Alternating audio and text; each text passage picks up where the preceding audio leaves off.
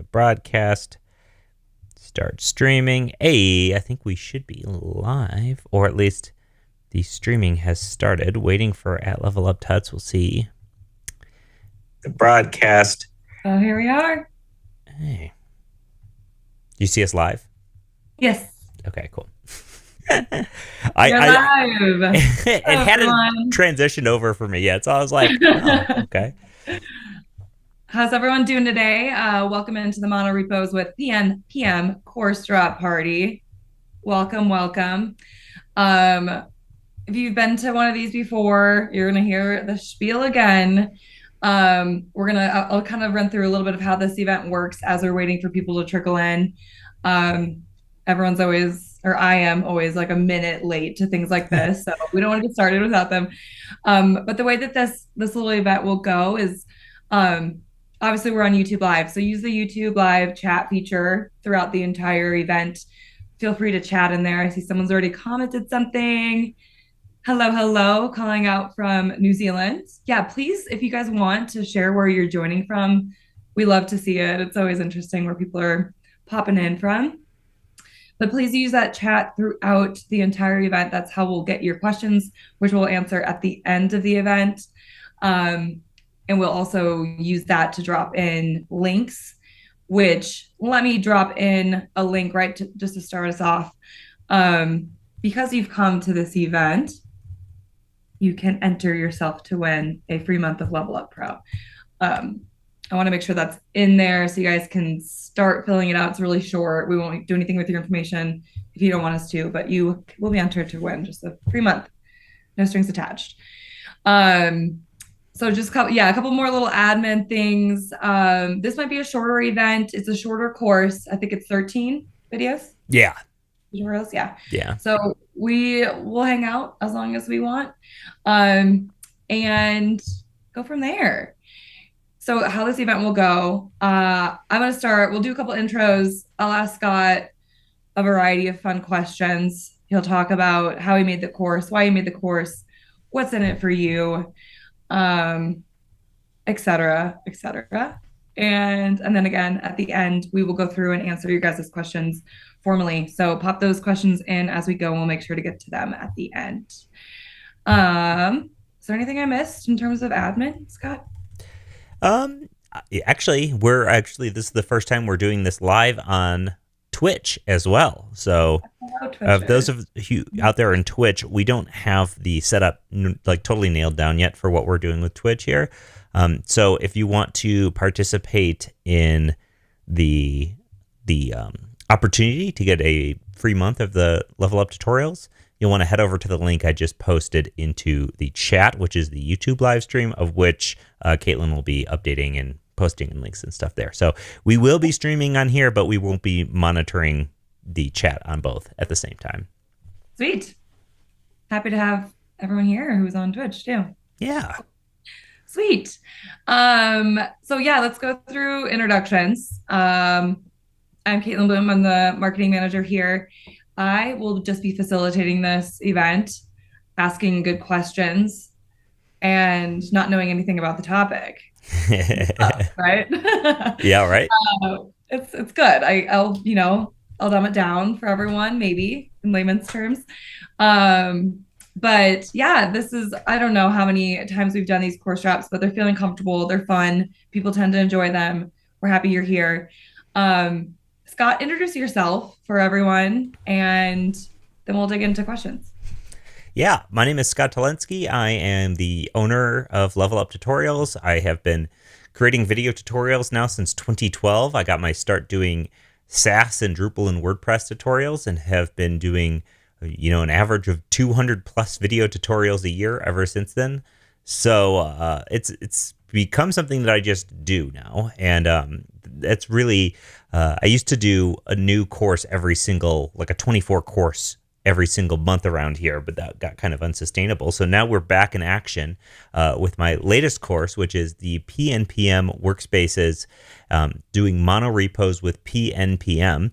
And this is a topic that I don't think necessarily gets the shine it deserves in terms of how cool and easy and simple it is. Some people look at they look at things like monorepos and they say, oh man, it'd be really great to maybe get started with a monorepo, and then they pick up one of the massive technologies that exist out there and immediately put it down because it's too hard. So this is one of those ones that's way, way, way easier. Also just like really, really excellent. Great. Love it. And yeah, Level Up Tutorials has been around for 10 years. We've talked about this in different drop parties, but it's just really cool to know. We're at that 10 year, we're at decade. It's pretty cool. Yeah, I know. I'm seeing It's some of the wild. some of the YouTube videos pop up and it's like 10 years old, like from you or from Level Up Tutorials. Ugh. It's fun. Ugh. It's fun. Ugh. Timeless. We were just talking about how old we feel before this, I and now I'm know. making it worse. Yeah. My friends are starting to turn 30, so we're hitting that decade. It's good.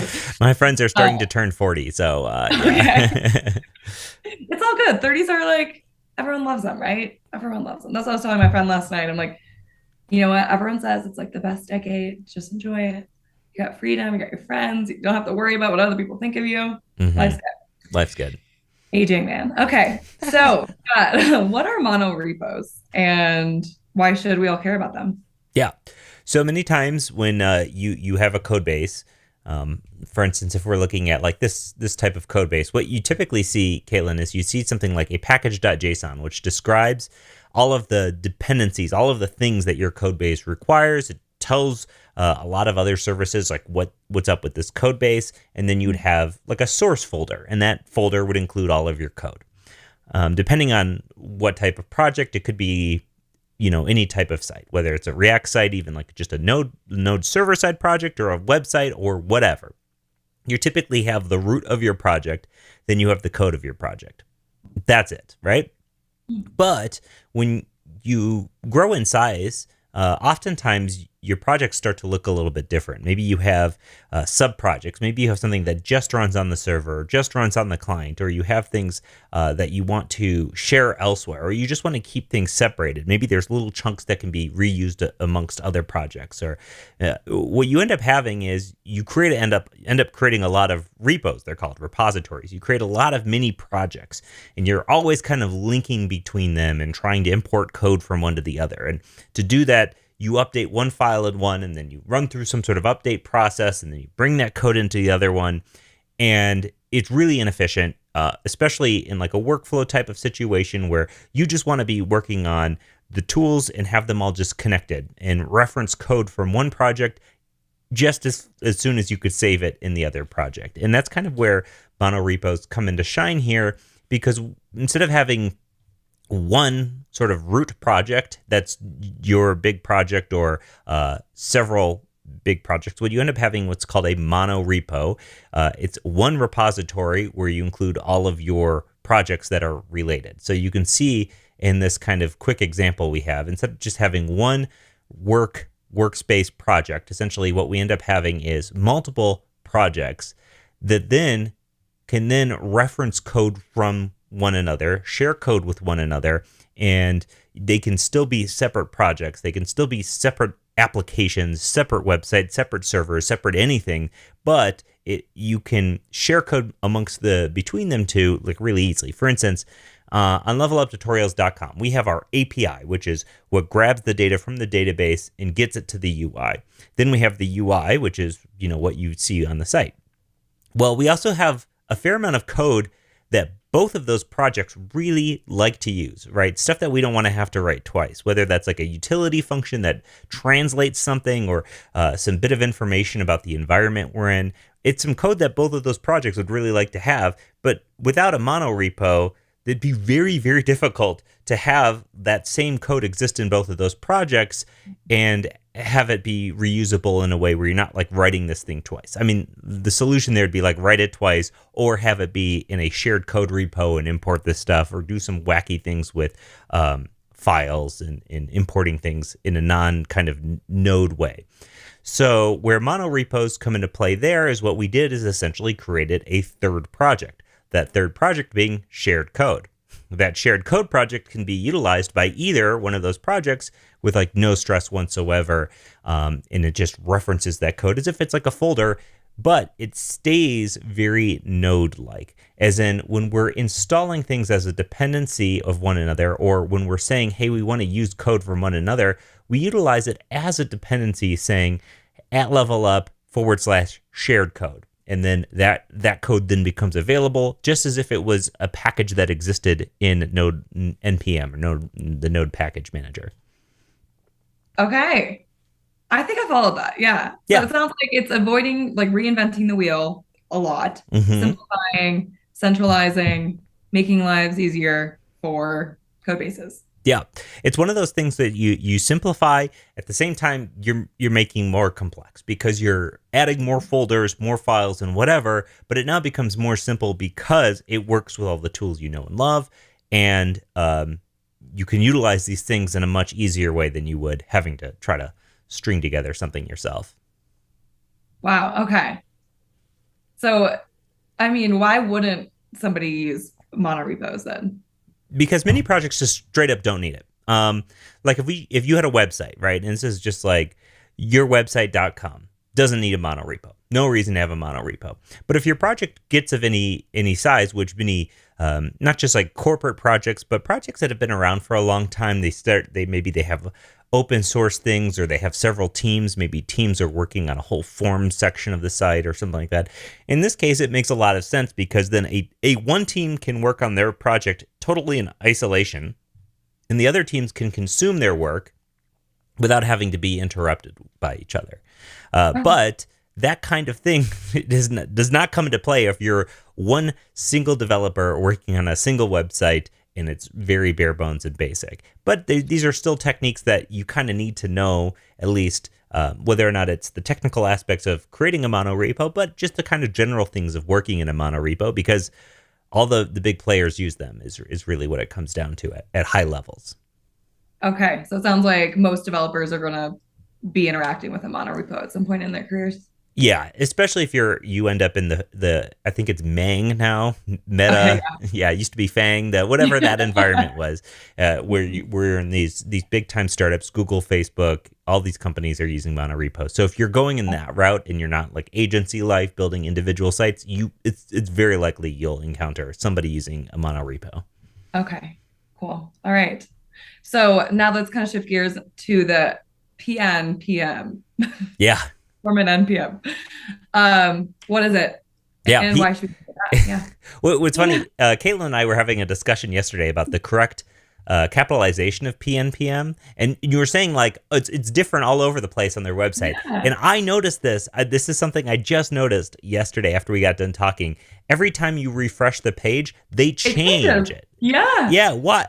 You don't even need to refresh the page. It just changes on its own. Maybe you refresh it, but I was trying to describe that to you in Discord. I was like, it changes in the header like every. Oh, like, I thought you were just saying they use it in different ways, yeah, different places. I wasn't being that articulate at all. But like, I sat there and I was like, I'm not crazy, right? It's yeah, different. right. I'm gonna look at it. So it seems like it could be kind of like something that they're making fun of, the fact that no one actually knows the right capitalization. Yeah. But it's probably all lowercase. So if you guys see it in different ways and different places as I marketed this event, forgive me. Yeah. They made it confusing. It's not my fault. Yeah, totally. Yeah. So PnPM. Why do we care? Yeah. Yeah. PnPM is performant NPM. NPM is a tool that just about every developer needs to touch, right? NPM is a command line basically for getting external code into your code base. You say, I want all this stuff. You run an npm install command and it brings it into your code base. Then you can reference it and use it as if it was your code, but really it's, someone else's code. You've heard of React. You import React. You use npm to install React. It brings code literally down from the cloud onto a folder in your computer.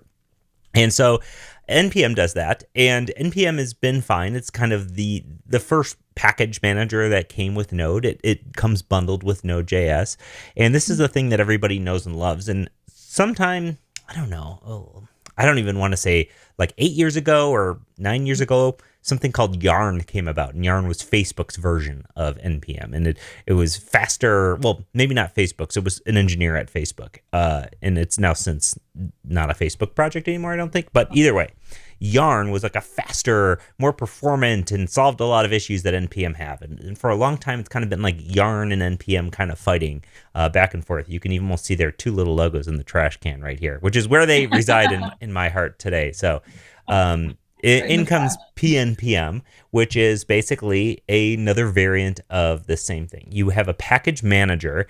This is the tool that goes off and grabs all the code and puts them onto your computer, and it runs scripts as well. When you run commands on your computer in your project, it goes off and does the stuff for you.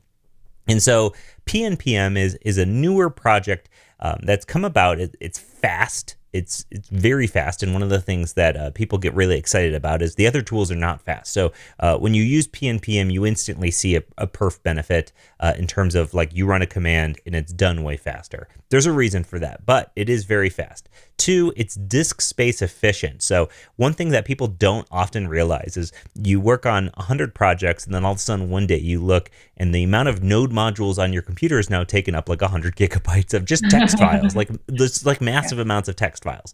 So this, using something called symlinking, actually installs thing in one spot and just references it rather than installing it over and over again, saving you a ton of space. Because chances are tons of projects you're using are using the exact same dependencies. There's no reason to keep hundreds of copies of them, right? Yeah. So that's where PnPM comes about. Now, the thing about PnPM is that they didn't just stop there and say like, oh, we have a fast version of NPM in Yarn. It has this neat little trick to make us more efficient and faster or whatever. They decided that they were going to work on some of the ergonomics of working in code bases in general. And one of the cool things that they did was adding what are called workspace support for things like monorepos. And Yarn and NPM also have workspaces, which is what they're called in a monorepo here. They have something called workspaces, but in PnPM, the workspaces, the amount of code you have to write for a workspace is shocking. I'll show you right here. Typically, to get this kind of thing up and running, you're talking about all sorts of config files. For me to use a monorepo in PnPM, it is 2 lines of code. You say, hey, I have some packages. Where do they live? They live right here. That's where all my packages live.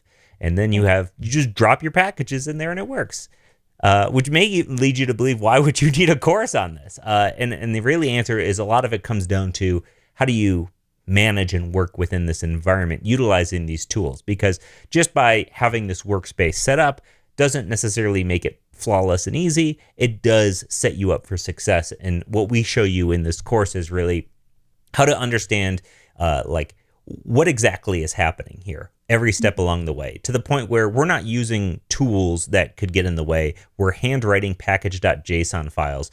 We are examining our node modules folders. We're writing code that is just blank JS and just easy to understand using just the standards here with no additional dependencies. Amazing. That all makes sense to me. Perfect sense, obviously. Totally. How long did you mention how long PnPM has been around? I haven't. I don't know when it came about. It came on my radar during version 6. It's in version 7 right now, and so I would. I think I read at some point. It looks like their copyright starts in 2015. So I would imagine maybe sometime around 2015. But who knows? With some of these tools, it just takes them, years and years and years before they reach this maturity level of something like this, where it's now a primetime tool. Awesome. So you kind of touched on this as you were describing what monorepos are and what PnPM is, but can you go a little deeper into how you chose to do this topic? And if you want, you can also kind of get into how you chose the tutorials within the course, how you built out the course, just general, how did you develop it and why? Yeah. I think a big thing is this is something I work in every day. We talk about it on Syntax occasionally, and even like Wes Boss, my co-host on Syntax, when he was evaluating monorepo setups, and I was just saying, you got to check out this PnPM and workspaces to just use this. it wasn't even on his radar at that point, because when you talk about monorepos a lot, people reach for a lot of fancier tools, tools with bigger configs, and like I think Microsoft has one. I'm forgetting the title. It might be like Rush or something. Microsoft has their own monorepo thing, and the documentation is like 100 pages, and it's just walls of text. And you open, and you're just like, oh my gosh. Or Learna, or any of these tools that people for a long time have been kind of struggling over, and you see people on Twitter say, "Oh, I've got to work on this today," and I have been using this monorepo setup now for a little while, and I'm just shocked that a lot of people just aren't using it because it's so nice and easy. And I wanted to maybe bring awareness to the fact that this stuff is really accessible, but it's also a tool that I use and utilize just about every single day. Well, I mean, every single day in my code base, and nothing but great things to say about it. So that was really it, was like, man, here's the thing that people aren't talking about enough. People aren't using enough. People maybe don't know exists. And here's a technique that I myself have used in production in a large environment. Our monorepo has, which I'm kind of showing you right now, has 20 packages in it. So many monorepos, they will never get to be 20 packages large. Many will get to be much larger. Many will just be a couple, but ours has not only 20 packages, but we have like nested packages. We have a package with 4 packages in it. And like when you get into managing all of this stuff, man, it is not that easy. So when you have a tool like this that gets out of the way and makes it that easy, little config, just once you get it, you get the techniques and you can figure it out. So that was really the main idea. Yeah. And in terms of like how I developed each individual topic, you kind of just take it one step at a time and say, okay, we need to understand why we need these tools or why they exist or what they are. Then we need to understand how to create our base project so that we can orchestrate things. I want to run one command from one package. I want to run one command from another package. That's just plain orchestration. They're not talking to each other. Then we get them talking. Then we talk about, once they're talking, how do we make sure that they're in sync? How do we make sure they're sharing versions? How do we update versions? How do we clean them out if there's problems or issues? Where does things actually live when we install them? And it kind of just goes and goes and goes and goes. And honestly, it's one of those things you could go on forever. But massively, what we're focusing on primarily is, how do you manage a monorepo? Monorepo with the tools, rather than it being like, here's every feature that PnPM has. It's more or less, how do you use and manage monorepos with PnPM? Okay, that's great. So it sounds like you know, in choosing this topic, noticed that there was a vacancy in knowledge around this, and people, like you said, are talking on Twitter. There's dread in working with this, and you're like, wait, it doesn't have to be this hard. It doesn't have to be this painful. Here's our course now. Okay. Totally. We love that. We love that. Okay, so let's see. I'm going through my questions here. Let's dig into a little bit of like what people will actually be learning. What are they going to be building? What are they going to be taking away from this course? Yeah. So you're not going to be building anything that is necessarily impressive, because this course is more or less about organization, orchestration, and like the pure technical ability of getting something like this up and running. So you can see that the kind of end result repo that we have here is really no frills. We have a couple of packages. Inside of them is one JavaScript file. Inside of those files is going to be like one function of code. The end result code is not going to be necessarily what's important, but what's going to be important, and the thing you're going to walk away with, is that you'll feel like you have control to do the things that you do every single day in NPM as easily in a one project with NPM context. Now you'll be able to do all of that stuff inside of a monorepo context with PnPM just as easily, with like no hesitation whatsoever. Well, not like, oh, how do I do this thing that I normally do? Whatever. No, it's just going to be easy. Yeah. Easy, straight to the point. And it's also, you keep talking about like kind of understanding how things work and why they work the way that they do. I think that's really important for everyone in every industry to understand how the things actually function that we touch every day. And it sounds like maybe people don't totally always know why things are the way they are within repos. And so this is a good place where you can kind of learn and understand how things actually function. Yeah. Totally. Yeah. There's, I mean, well, yeah, not only in this course, but even with PnPM and their workspace setup, Yeah. um, it gets out of the way so much that you don't have any of this additional weird config or additional weird things that don't make sense or are very specific to this technology. It gets out of the way so much that it just works unless you do your stuff. So, Mhm. yeah. Cool. So let's go into a little bit of like the real world benefits of knowing these tools. These what are some of the real world applications and how can this help people in their careers or in their jobs or Yeah. personal? Yeah. Well, if you're out there and you're gaining your skills to become a programmer, getting somewhere else, um, in your career, whether that's getting hired by, Fang or any of these types of things, having experience in a monorepo, whether it is any given technology, chances are whatever technology they're using is going to be way different than what you know, regardless of what it is. So having the experience of working in a monorepo, regardless of the technology, is one of those things that does look good on a resume. I know how to manage I know how to work in an individual product or project in a monorepo. I know how to touch code with one project without goofing up everything else in the entire monorepo. Those types of things will look good on your resume, but also if you're the type of person who's working on an open source work, lots of projects use monorepos in the open source world. For instance, like one of our open source projects is jQuery, which is a GraphQL library that we have. We use a monorepo for that we have a plugin, we have a code gen node function, we have the core library itself, and we have an example project that is the documentation. All four of those projects shouldn't be in one project, so moving them into separate projects was a sort of a necessary thing for us to do, to have that be a organized open source project. But at the same time, like if you didn't know how to do that, you might be really getting into the weeds, having, all right, now I gotta somehow in this library folder, and I have to have a node only code, I have to have svelte only code, I need to have like Vite configuration only code, I need to like really get along how these things are being utilized, imports and exports and packages, and it just becomes a nightmare real quick, right? So if Yeah. you're working on that kind of open source work, just keeping things organized, but you'll also see it a lot in other open source projects as well. And if you're the type of person like me who's working on an actual product, it makes it really nice and easy to break your things out into their own folders, packages, projects, and whatever. One thing we like to do at Level Up is we have a fair amount of open source projects for that we write for the Svelte community. So we have Svelte Element Query, which allows you to do element queries, side menu, auto form, Svelte Toy, which is like a side menu in Svelte.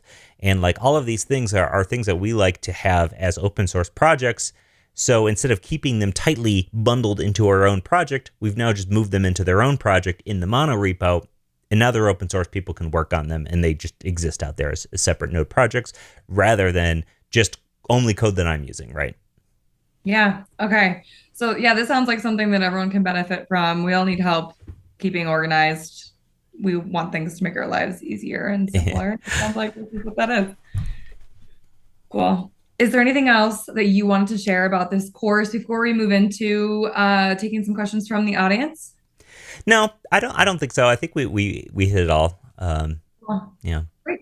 Yeah, is there one person or a group of people or different people that you were thinking about when you were building out this course, or is it good for everyone?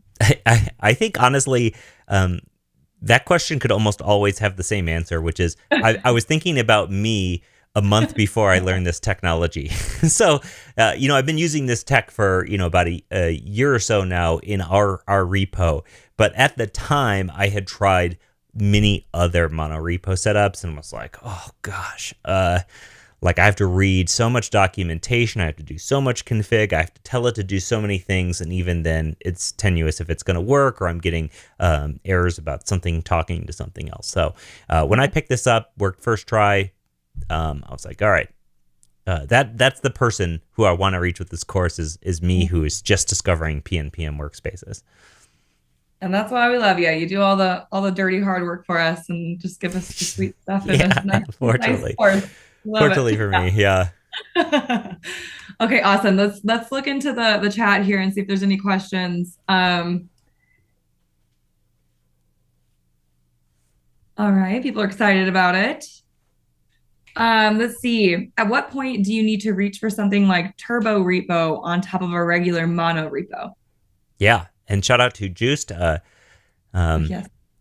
and it's a good question. So Turbo Repo is a project from Jared Palmer, and Turbo Repo is also a monorepo tool, but what it's not necessarily is it's not a replacement for this. It's kind of an addition to this. So if you're the type of person, you have a project that has code that is more massive than just a simple library here and there. You save something and it needs to like build to like just build essentially build to not like a production or necessarily, but it needs to build itself, right? Sometimes this build process can take a lot longer than instant, and we like instant, right? And many of my projects, this is not a problem that I have because all of my projects, I save it, I hit go, it's instant, right? But many larger projects and many large things that have long build times and you're compiling them and whatever, it can be a giant pain if your tool is constantly reaching out to build new versions of this when you make a change. If I make a change on something, like if I make a change to part B and part A has not made any changes, but part A is like, now I got to rebuild myself and it takes a minute or it takes 30 seconds. That'd be really annoying. Turbo Repo does a lot of caching for you. What it does is it makes sure that things are only running when they have to be running. Now, this is not a problem I have, and many times I'm not running a ton of things at once. Some people will use a monorepo to run all of their packages at the same time or all of their dev processes at the same time, and things can happen like that. So if you're in the type of code base that has more complex needs in terms of caching when things are reloaded, when things are saved, and when things are built, that's when Turbo Repo can come into play. And it can be used in addition to PnPM workspaces. One issue that I do see though is that I do see people seeing that like, okay, Turbo Repo, it makes things faster, it caches for me, awesome. So cool tool. I really like Turbo Repo myself. We don't use Turbo Repo.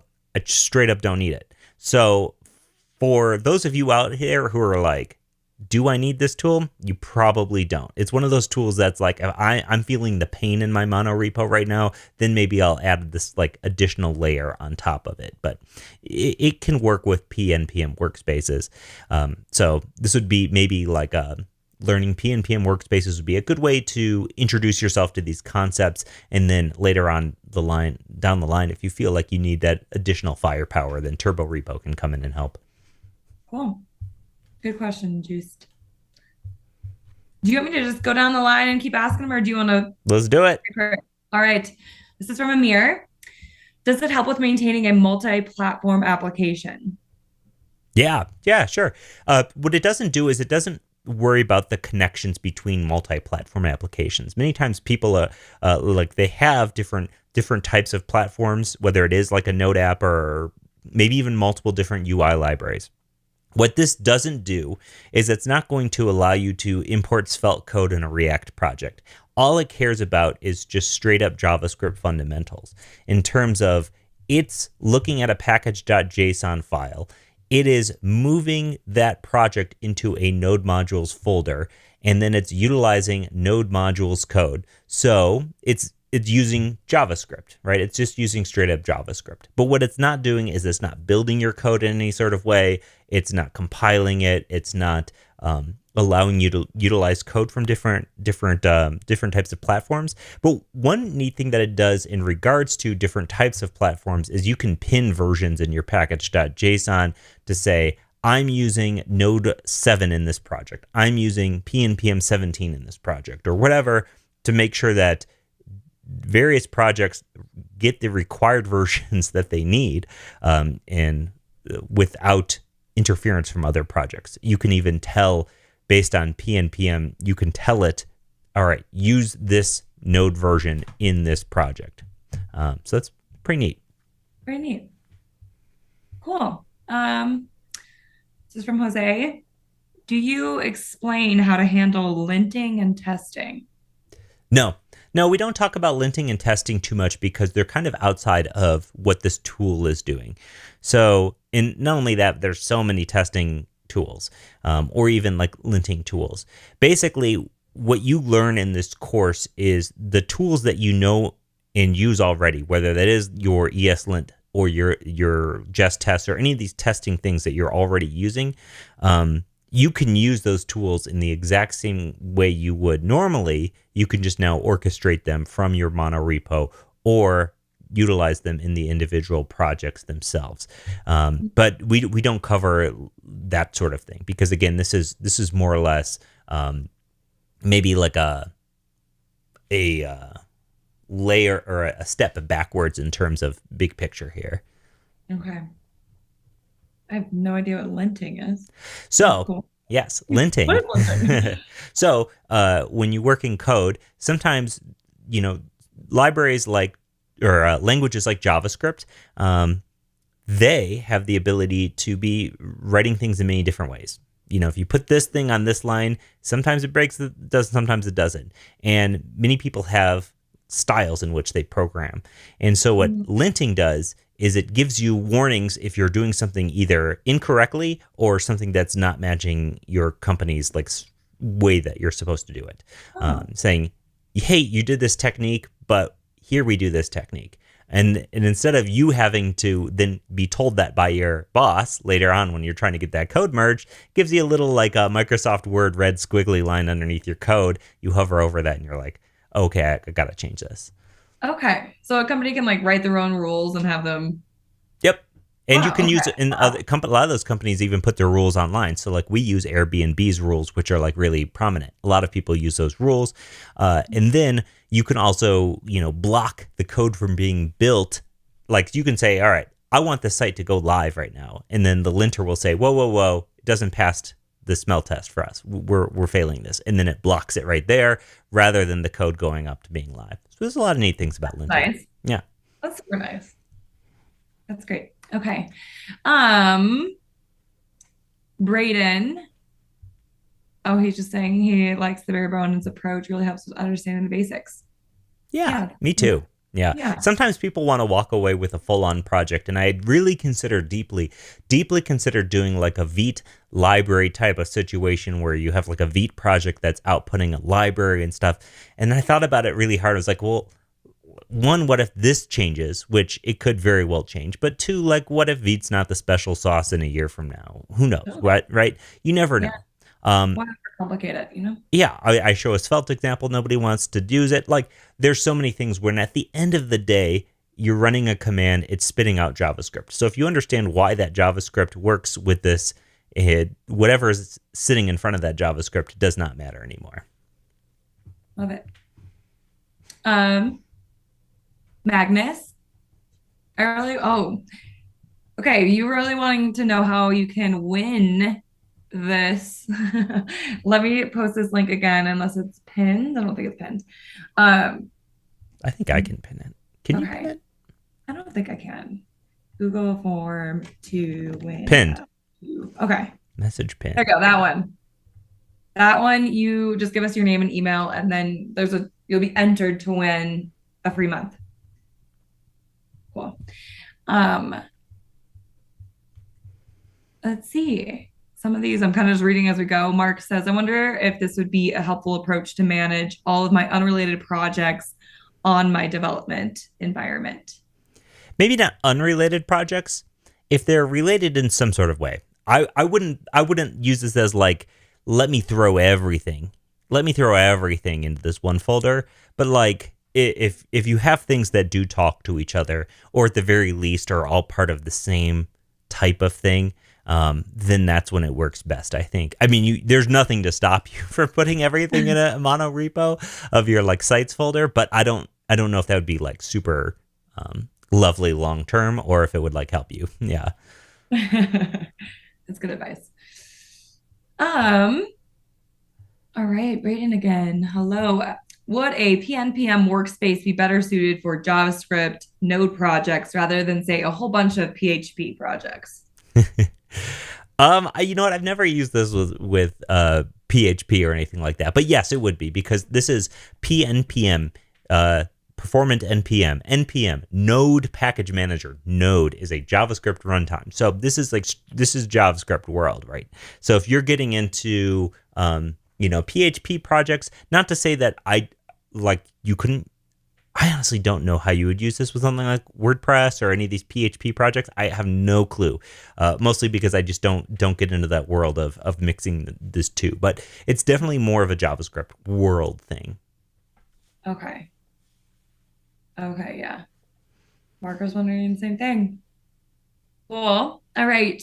This is from Bailey. How do you manage CI/CD and deployments with things like Docker and a monorepo? Yeah. CI/CD, continuous integration, continuous. I think it's deployment. It's like continuous deployment.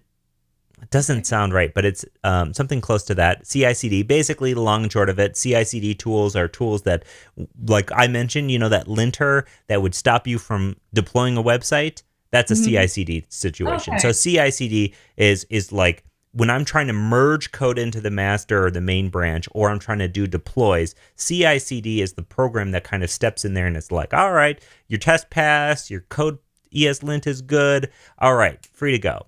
Otherwise, let me throw this error out into the user interface and let the person know. So how do you manage CI/CD and deployments with Docker, anything like a monorepo? So I'm going to move my code base off screen here just in case, and I'm going to pull up one of our GitHub actions. YAML PR, let's see. So we do our CI/CD on YAML.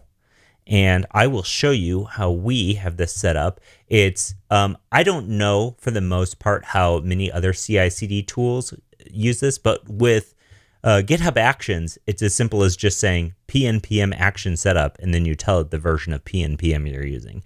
So with GitHub Actions, super easy to just say, by the way, this is a monorepo. Now we run all of the commands as if we were a monorepo, or I'm sorry. This doesn't say this is a monorepo. This says we're using PnPM. And then from there, it just works the same way it does on your normal machine, where any of the PnPM commands we run, clean, whatever, they just work the exact same. So it doesn't get in the way too much. I will say that there are some times, like our host render.com, where we had to, instead of getting to just say, all right, use the standard build process or whatever, we had to say, all right, let's write PnPM build. And then cd ... whatever to change directories to wherever our site's living, and then that's where the deployment is. It didn't take a whole ton of extra work. It didn't necessarily get in the way, but it wasn't as smooth and as easy. I don't want to give you the wrong impression as it would be if you just have one folder or one project. Although many hosts are now shipping monorepo tools and stuff inside of their. I know Render is. I've seen others with monorepo tools inside of their deploy process. Cool. Good question. Oh, sorry, we've been saying your name wrong. Yost. Yost. Oh, Yost. I'm so sorry. I've always said Juiced. I'm so sorry. Now we know. We won't mess it up again. I feel like I've said his name many times before. Now I'm having a moment. Thank you for correcting us. That's perfect. Yost. It's a cool name. Are Git merge conflicts more likely in a monorepo project? It depends. So, big picture, no. Because the same sort of things apply, right? You're not having to worry about your node modules. And with a typical monorepo setup, it's just files and folders. Each of your own projects can have their own git ignore. They can be their own kind of self-contained thing. And if these are all really truly living as like a one monorepo, then there's no additional gruff there. However, we use things like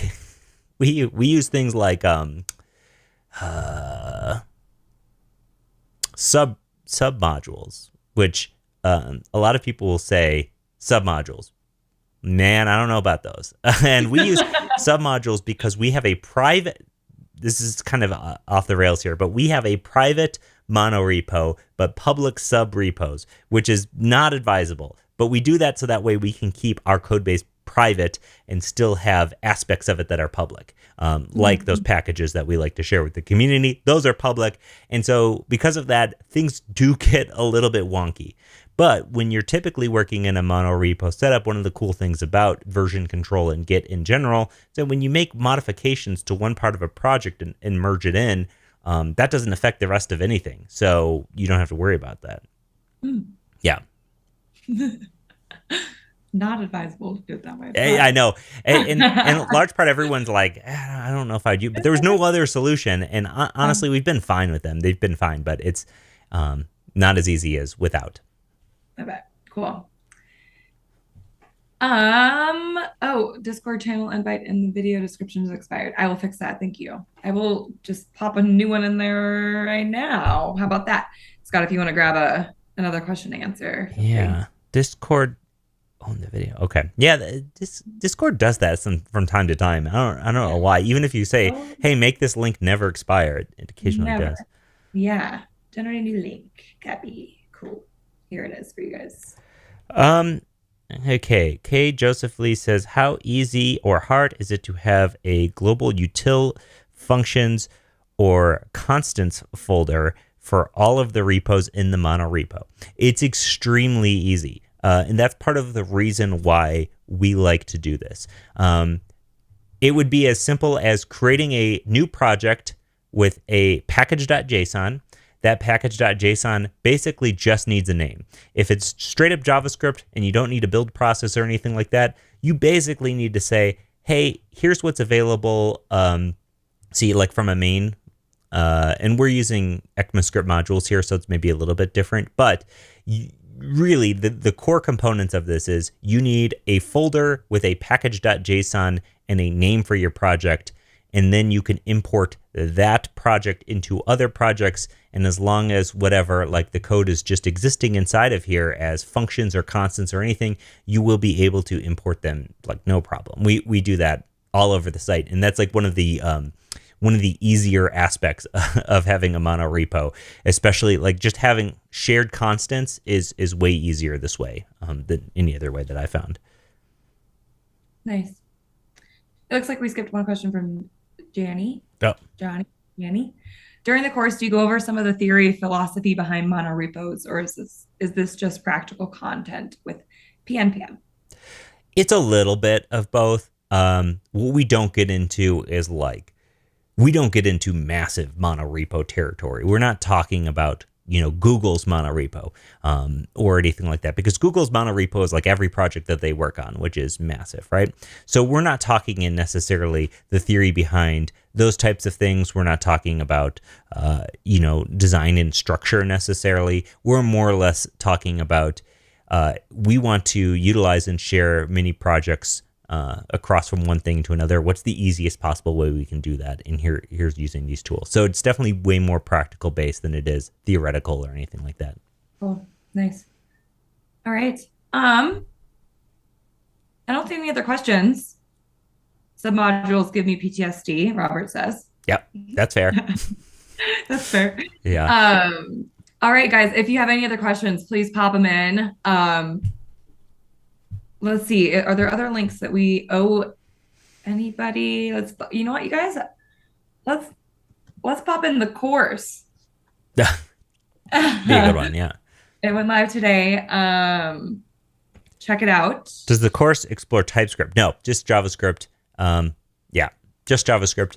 But again, we're not getting too deep into those types of tools, so to say. We don't want to get in the way, because that's more or less, if it works in a non-monorepo, it will work in a monorepo, essentially, with this setup. That's kind of where we're getting. Very good. We have about 10 minutes left. This was longer than I thought. We were talking about how it's going to be a shorter event, but we're kind of creeping up on the hour. Turns out I like to talk about monorepos. Yeah, look at that. It was, all the things you said were great. I'm walking away with a much better understanding of monorepos, that's for sure. Is there anything else you wanted to share before we kind of start wrapping things up? Do you love this course? Are you proud of it? Oh yeah, yeah. No, it's just two courses in a row that the idea kind of came about from our video editor Stockton has been getting more and more into programming, and so I was thinking like, what are all of the things that we could talk about that would limit someone's ability to get up and running in a code base. So the last course I did before this was on command line basics. There was a big hole in our library in terms of like, we need to have, here are all of the commands you need to know as a web developer to get up and running. And the next one of these topics that we really didn't have covered is this kind of tooling and this kind of modern tooling. So it's a really great idea from Stockton to look to these types of ideas, and we've been utilizing this stuff. So we'll have more and more of these like practical courses, but I have a lot of courses planned. We have a whole second course coming this month as well. This will be the first time we're doing like a double course. We're going to be doing the WordPress 102 from Nate Finch, who did our WordPress 101 course a couple months ago. So his second part to that is coming out. And so keep an eye on that. We'll be releasing a lot of content upcoming here, and we're also hard at work on a new full redesign of the website, which I've been doing a little bit of code blogging on. You can get a peek of it. It's much further ahead than it was in some of those code blogs, so I'll be doing more of those and talking all about some of the things we're doing there. So we're hoping to have that. I don't know if I'm ready to announce when we're hoping to have that up. Yeah, let's not do that to ourselves. Yeah, let's not do that to ourselves. I was joking today on the Discord that I like crossed 10 things off my to-do list, and now there's like 5 or 10 more this morning, and I'm just like, oh gosh, I'm not even getting the main number going down. So you're always working hard, though. Always working hard. A couple more questions came in. If you want to check on those to see if they're anything new. Yeah. So Albert just asked, what is the advantage of the setup, monorepo setup? Go back and watch the beginning of the video. We talk a lot about that, but explain like on 5 quick sentence. Really, it makes code shareability, reusability easier amongst projects. And if you have a lot of related projects, it makes organization of that code way easier in terms of all sorts of things. Yeah. Organization, reusability, orchestration. Bam, bam, bam. This course is pure, and Robert Donnelly asks, is the course purely PnPM workspaces? This is only PnPM workspaces. Part of what we're trying to do with this course is that, like, does it touch any of the helper monorepo libraries? It's trying to kind of do the opposite. It's trying to say you don't need more than this, unless you do this and you hit the edge cases of why you need more than this. I mean, ours is complex. Like I said, we have 20 plus packages in our monorepo. We have folders within folders. We have public and private submodules and all sorts of, like, that's pretty complex at the end of the day. The only thing we don't have complex is like build requirements, this, then this, then this, then this kind of thing. Either way, I think for many use cases, this is all you need. Nice. Even with all the complexities. Cool. Yeah, totally. Good. All right. How's everyone feel? Everyone's good? Feel good? Fill out that form. Scott's feeling great.